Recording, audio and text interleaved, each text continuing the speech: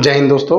आज सनातन धर्म का सबसे बड़े पर्व में एक होली का महान पर्व है और आज अनेकों प्रकार के रंगों से सजा हुआ, हर्षोल्लास से भरा हुआ, ऊर्जा उमंग से लबरेज ये होली का महान पर्व समाज को एक धागे में पिरोता है, एक दूसरे के प्रति सद्भावना प्रदर्शित करता है और जोड़ने का काम करता है।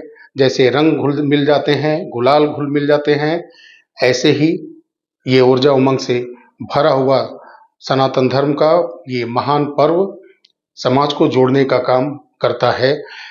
इस पावन पर्व पर आप सभी को बहुत बहुत हार्दिक शुभकामनाएं। सहारा से संबंधित कुछ केस अभी भी सुप्रीम कोर्ट के अंदर चल रहे हैं, जिसमें से प्रमुख है कंटेम्प्ट ऑफ कोर्ट का सहारा सेबी केस, और दूसरा जो बहुत ही महत्वपूर्ण केस है पिनाक पानी मोहंती केस, जिससे कि सीआरसीएस पोर्टल जिससे भुगतान कुछ मिला है सहारा के निवेशकों को और 99% के आसपास डेफिशिएंसी से भुगतान रुका हुआ है।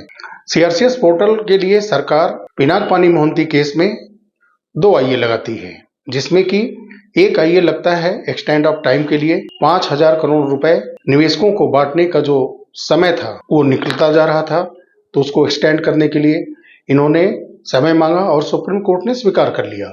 31 दिसंबर 2025 तक का इनको टाइम मिल गया। दूसरा आईए था सीआरसीएस पोर्टल से संबंधित सुप्रीम कोर्ट के अलावा जितने भी जगह पर केस चल रहे हैं, जितने भी न्यायालय के अंदर कंज्यूमर कोर्ट हो या डिस्ट्रिक्ट कोर्ट हो, तो ऐसी जगह पर सारे केस को रोक दिया जाए ताकि सीआरसीएस पोर्टल से संबंधित जो अधिकारी हैं, मंत्रालय हैं, उनको जवाब ना देना पड़े। जो सारे निचली अदालतों में केस चल रहे थे उस पर माननीय सुप्रीम कोर्ट की तरफ से रोक लग जाता है। 2 आईए पर सरकार को सुप्रीम कोर्ट की तरफ से आदेश मिल जाता है और सरकार को सफलता मिल जाती है। जब डेफिशिएंसी 99% लोगों का आया और उनको भुगतान से वंचित कर दिया गया, सहारा डाटा दे नहीं रहा है, तो मैं सरकार से पूछना चाहता हूं कि आपने आईए एक क्यों नहीं लगाया सुप्रीम कोर्ट के अंदर पहले ही कि सहारा के ऊपर कार्रवाई करने का आपके तरफ से आदेश जारी किया जाए, क्योंकि जितना भी निवेशकों ने आवेदन किया है उसमें 99% लोगों का डेफिशिएंसी आ गया है और सहारा डेफिशिएंसी को खत्म करना चाहती ही नहीं है, कोई डाटा अवेलेबल नहीं करा रही। तो आप आइए सुप्रीम कोर्ट के अंदर क्यों नहीं लगाए?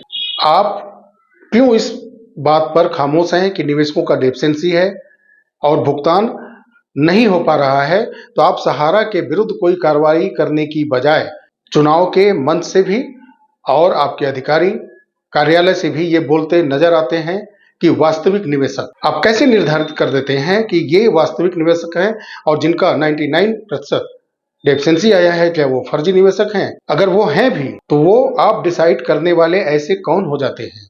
क्यों नहीं आप एक आईए लगाते हैं और सहारा के ऊपर कार्रवाई करने की मांग करते हैं ताकि ये स्पष्ट हो कि ये सहारा की कमी है, डाटा नहीं दे रहा है, तो इसके विरुद्ध इसके ऑफिसों पर कार्रवाई हो और डाटा कलेक्ट करके इस डेफिशिएंसी को दूर करके समाज के लगभग 35 से 40% हिस्से को आप नुकसान दे सकते हैं। लेकिन इसके लिए आप आईए नहीं लगाते हैं, कार्रवाई नहीं करते हैं और आप इतने बड़े निवेशकों के समूह को आप फर्जी करार दे देते हैं, जबकि आप चाहें अगर दिल से तो भुगतान भी हो और ये पूरे समाज के जो 35 से 40% भारत के जनसंख्या के लगभग हिस्सा हैं, इतने परिवार के सदस्यों को आप अपने साथ जोड़ भी सकते हैं। लेकिन ये सिस्टम है भारत का कि बड़ों का ही बोलबाला रहता है, पैसे वालों का ही बोलबाला रहता है। सिस्टम पैसों से चलता है, सरकार को पैसा चाहिए चुनाव लड़ने के लिए।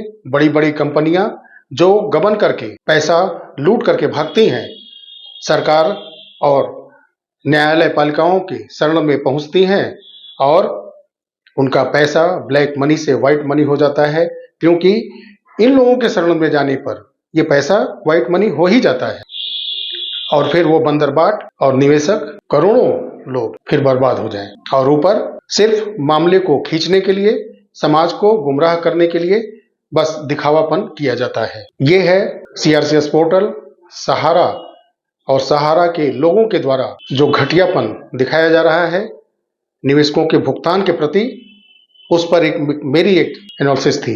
वैसे जो सहारा से संबंधित सुप्रीम कोर्ट के अंदर केस चल रहे हैं, जो कि 24 फरवरी को एक सुनवाई हुआ था, Romi Datta versus Sigma supply chain और क्यूस ऑफ सहारा पर, वो उसी समय डिसमिस कर दिया गया था और जो एनसीएलटी की रिपोर्ट थी उसी के आधार पर समझौता करके 4 करोड़ 75 लाख रुपए के आसपास भुगतान करना है क्यूस of Sahara Sigma supply chain को। ये बहुत ही चालाकी से समझौता करके भुगतान करने का रास्ता साफ कर लिए और सुप्रीम कोर्ट से केस डिसमिस हो जाता है, इसलिए कि उसमें एक आईए लगने वाली थी, जिसमें कि क्यूस ऑफ के अंदर जो बॉन्ड दिया गया, निवेश कराया गया क्यूस ऑफ के माध्यम से, उनको भुगतान करना था।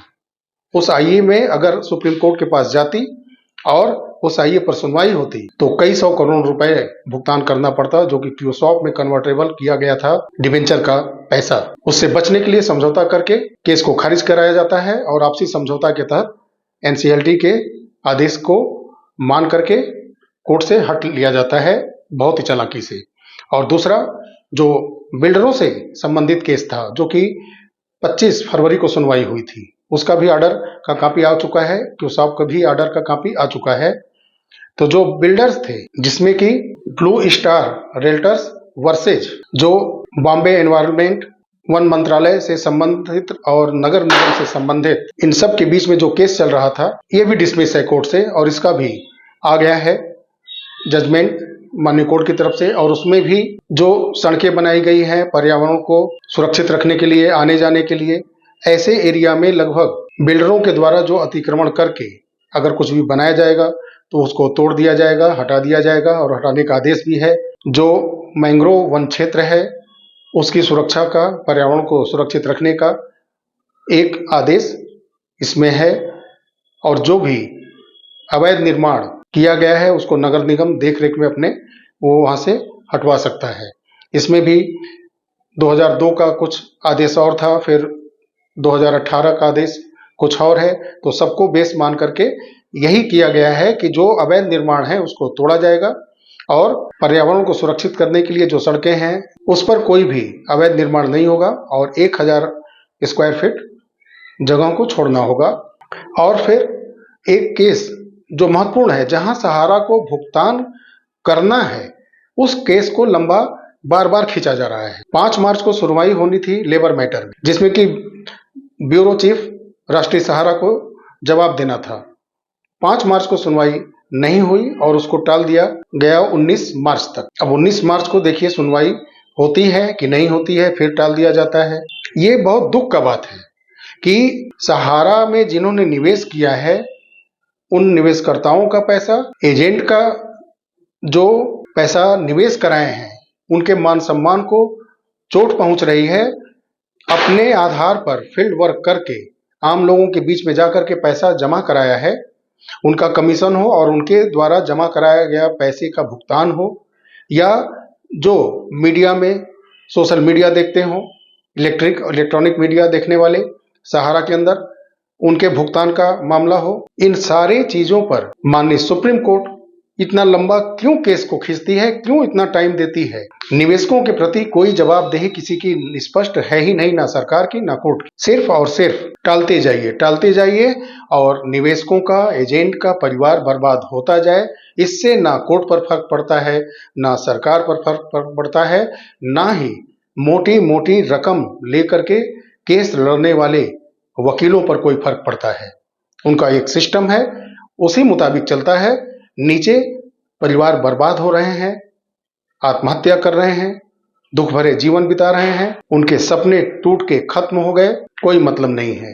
ये सिस्टम ऐसे ही चलता है। साथियों, ये सहारा के लोग झारखंड के अंदर अंतरिम बेल के लिए गए थे, जबकि वहां सिर्फ एक एनजीओ के मुताबिक सिर्फ डाटा इनको सोसाइटीज के देने थे। वो डाटा क्या सरकार की तरफ से मांगा गया और एनजीओ की तरफ से मांगा क्या गया कि ये चले गए झारखंड में कोर्ट के पास अग्रिम जमानत के लिए। और वहीं हाई कोर्ट सहारा के जो निचली अदालतों में, जिसमें कि आपका पहले मैंने कुछ दिन वीडियो में बताया था सिद्धार्थनगर, जो कि कोर्ट का आदेश जारी हुआ था।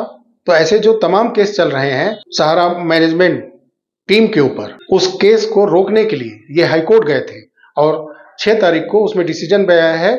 ऐसा कोई आदेश हाईकोर्ट की तरफ से जारी नहीं हुआ है, लेकिन इनके मंशा को उजागर करता है। आपने अपने निवेशकों को इतना परेशान कर दिया, इतना तंग कर दिया कि वो कोर्ट के शरण में गए।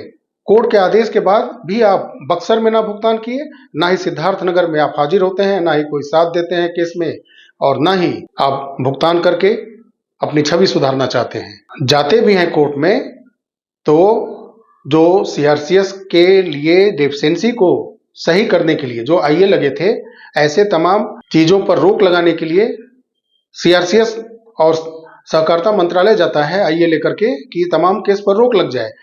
उसी बेस पर आप भी कोर्ट पहुंच गए कि सहारा से संबंधित जितने केस चल रहे हैं उस पर रोक लगा दिया जाए।